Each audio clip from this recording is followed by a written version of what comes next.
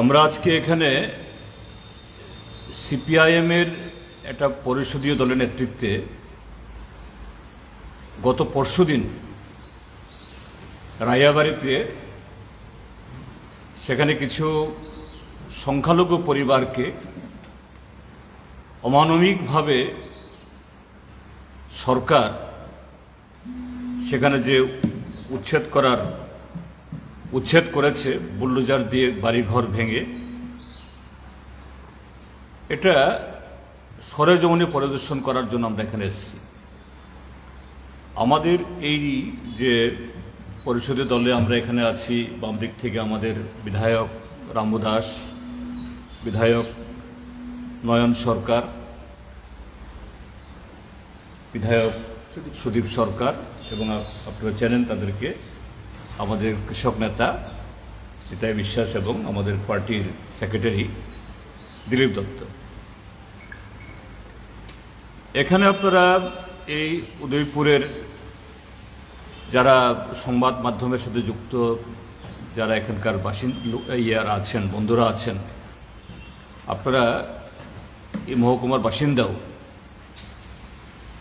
এই সমগ্র এই উদয়পুর এলাকার এখানকার মানুষের যে অতীত ইতিহাস, বিগত কয়েক দশক সময়েতে যে রাজনৈতিক, সামাজিক এবং বিভিন্ন ধরনের ঘটনাগুলি ঘটেছে, এর সাথে আপনারা সুপরিচিত। কিন্তু তার মধ্যেই গত 2018 সালের পর থেকে যেমন ত্রিপুরাজ্যে বহু অঘটন ঘটছে, এরকম আরেকটা জঘন্যতম অঘটন গত পরশুদিন এখানে ত্রিপুরাজ্যের বর্তমান শাসক দল ভারতীয় জনতা পার্টির নেতৃত্বে তাদের পরিচালিত সরকার এই বর্বরচিত একটা ঘটনা সংঘটিত করেছে। আপনারা জানেন যে রায়াবাড়ি, 18বলা এই সমস্ত এলাকাতে গত প্রায় 100 বছর ধরে এখানে কিছু যে মিশ্র বসতি এখানে, তার মধ্যে একদিকে তো ট্রাইবেল অর্থাৎ জমাতিয়া অংশের লোকরা আছেন, ট্রাইবেলদের মধ্যে সংখ্যাগরিষ্ঠ, তার পাশাপাশি এখানে মুসলমান অংশের মানুষ, বাংলা ভাষাভাষী, এই অংশের মানুষ এখানে এসছেন। যে রাধাকিশোর মাণিক্য যখন ত্রিপুরাজ্যের রাজা ছিলেন তখনই বা তারও আগে থেকে এই রাজ্যের যখন এখানকার সংখ্যাগরিষ্ঠ যারা প্রজা, তারা সমতলে লাঙ্গল চাষে তখন অভ্যস্ত হননি, এই রাজ্যে খাদ্যশস্যের যে ঘাটতি, এটা মেটানোর জন্য তৎকালীন রাজারা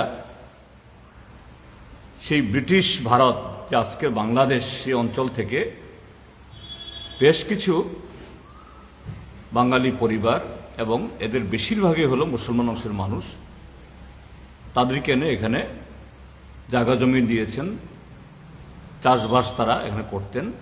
তাদেরই অংশ হলো এই উদয়পুরের খিলপাড়া বা অন্যান্য জায়গাতে, এদিকে 18বলা, রায়াবাড়ি, পিত্রা, এসব জায়গাতে যে সমস্ত আমাদের মুসলমান ভাই বোনেরা আছেন।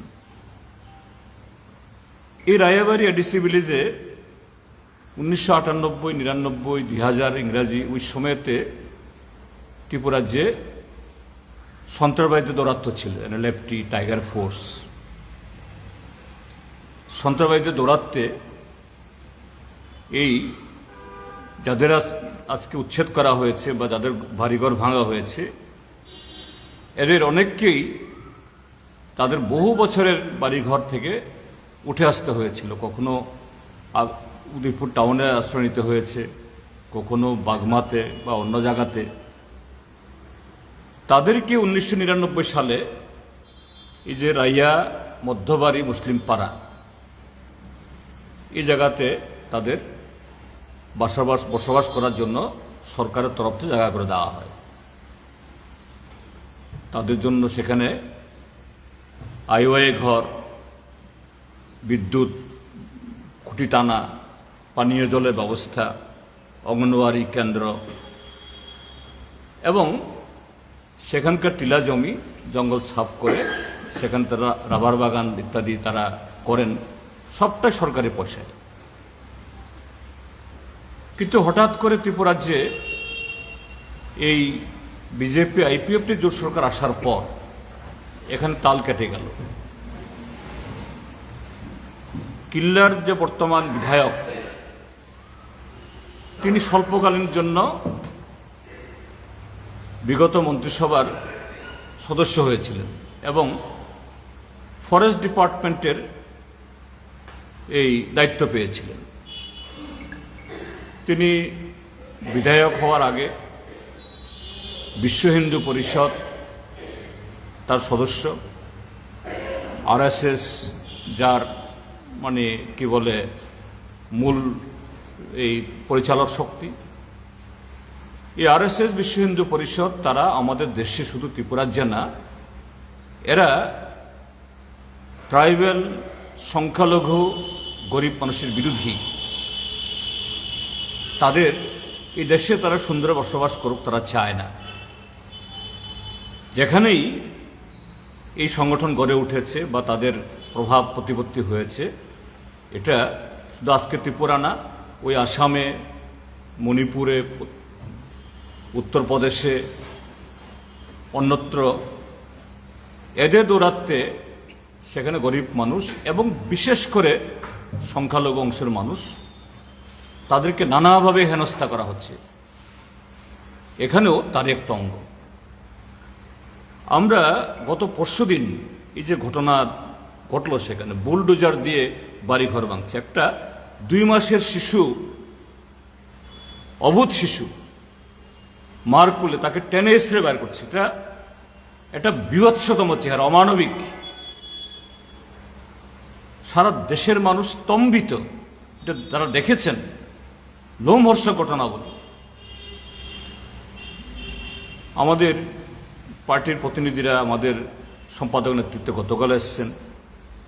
আমি গতকাল ছিলাম না এই শহরে, গতকাল গেছি। সমস্ত পত্রপত্রিকা দেখে এবং এই টেলিভিশনে চ্যানেলে এবং সোশ্যাল মিডিয়া দেখে আমাদের মনে হয়েছে যে না, আমরা শুধু আগরতলায় বসে বা উদয়পুরে বসে এটা বিবৃতি দিলে হবে না, সরেজমিনে দেখা দরকার, তাদের কথা শোনা দরকার, কি পরিস্থিতিতে সরকার ঘটনা ঘটেছে। আমরা তো আজকে গেছি সেখানে, আমরা দেখে অবাক। এই পরিবারগুলো 1999 সাল থেকে সেখানে আছেন। সরকার তাদেরকে ঘর দিয়েছে, বাড়ি দিয়েছে, রাস্তা করে দিয়েছে, রেশন কার্ডে নাম তুলেছে, বিদ্যুৎ দিয়েছে, রেশন কার্ড সব আছে। হঠাৎ অন্যায় হয়ে গেল। এবং আরো অবাক হলো, ওই জমি, হ্যাঁ ফরেস্টের জমি, সেদিক থেকে ফরেস্টের আইনে বিরোধ আছে জায়গাতে, কিন্তু সেখানে এই পরিবারগুলো থাকা এটা অন্যায়। কিন্তু এই জায়গার সাথে সম্পর্ক নেই, আরো 3-4 মাইল দূরে বসবাস করেন এরকম কিছু পরিবারের নামে এই যে এই কি বলে এই কি মন্ত্রীর নাম, এই যে ইয়ে থাকার সময়তে পাট্টা ইস্যু হয়ে গেল। এটা আরো অন্যায়, আরো জঘন্য ঘটনা। এবং আমরা আজকে দেখে শুনে, এই বৃষ্টি আসছে, সমস্ত বাড়িঘরগুলো মানে প্রায় মাটিতে মিশিয়ে দিয়েছে। কি করে তারা খাবে? এরকম একটা সরকার, যারা নিজেদেরকে বলে এই দলটা রাষ্ট্রবাদী, একটা রাষ্ট্রের চেহারা, একটা রাষ্ট্র অভিভাবকদের এরকম ভূমিকা হতে পারে? আরো শুনলাম গতকাল উদয়পুর শহরে নাকি বসে বিশ্ব হিন্দু পরিষদের লোকেরা সাংবাদিক সম্মেলন করছে। এরা রোহিঙ্গা। তাহলে ভারত সরকার তাদেরকে যে রেশন কার্ড দিয়েছে, এপিক কার্ড দিয়েছে, তারপরে এই জব কার্ড দিয়েছে, তাহলে ভারত সরকারও রোহিঙ্গার সমর্থক, রোহিঙ্গার প্রতিনিধি, এদের ভোটে বিধায়ক নির্বাচিত হচ্ছেন, তাহলে সে বিধায়ক তিনিও মানে জালিয়াতি করে জিতেছেন। এই হলো আজকাল বর্তমান ত্রিপুরা যে শাসক দলের চেহারা। যাই হোক, আমরা এই ঘটনার তীব্র নিন্দা জানাচ্ছি এবং তার পাশাপাশি দাবি জানাচ্ছি রাজ্য সরকারের কাছে যে এদের উচ্ছেদ করা যাবে না, তাদের যে ক্ষতি করা হয়েছে তার উপযুক্ত ক্ষতিপূরণ ব্যবস্থা করতে হবে। বৃষ্টি আসছে, আমি গতকাল রাতেই ডিএম এবং এসপি উভয়কেই আমি মেল করেছিলাম, চিফ সেক্রেটারিও মেলের কপি দিয়েছিলাম। ঠিক আছে, আজকে বন্ধের দিন, কিন্তু কালেক্টর মহোদয় এবং এসপি মহোদয় তারা তো 24/7 তার জেলার কি ঘটছে না ঘটছে তাদের নজরে থাকবে। আমি লিখেছিলাম যে প্লিজ যে আপনারা আমার এই মেলটা দেখার পর আমাকে ব্রিফ পিরিয়ডের জন্য, অল্প সময়ের জন্য আমাকে একটা ডেপুটেশনের সুযোগ দিন, একটা অ্যাপয়েন্টমেন্ট দিন। আমি মেল চেক করছি, কোনো সাড়া পেলাম না। ভেবেছিলাম ওখান থেকে ফিরে এসে তাদের কাছে গিয়ে বলবো যে তাদের ক্ষতিপূরণ দেওয়ার ব্যবস্থা করা এবং যে অন্যায়গুলো হয়েছে এগুলো যাতে না হয়, এই পাঠটা বাতিল করা হয় এবং সমস্ত কিছু তদন্ত করে তারা যাতে সেখানে আর কোনোদিনই কোনো উপদ্রব না হয় সে ব্যবস্থা করার জন্য। কিন্তু ডিএম এবং এসপির তরফ থেকে কোনো সাড়া সেখানে পাইনি।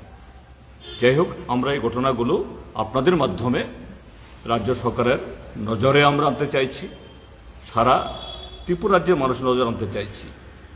এই জাতীয় অমানবিক ঘটনা থেকে সরকার বিরত থাকুন। এরা আমাদের রাজ্যেরই বাসিন্দা, অবিচ্ছেদ্য আমাদের অংশ, কাজেই তাদের জীবন জীবিকা যাতে সুশৃঙ্খলভাবে এরা প্রতিপালন করতে পারে তার জন্য সরকারের তরফ থেকে সর্বোচ্চ ব্যবস্থা সেখানে গ্রহণ করা হোক। এই হলো আমাদের বক্তব্য।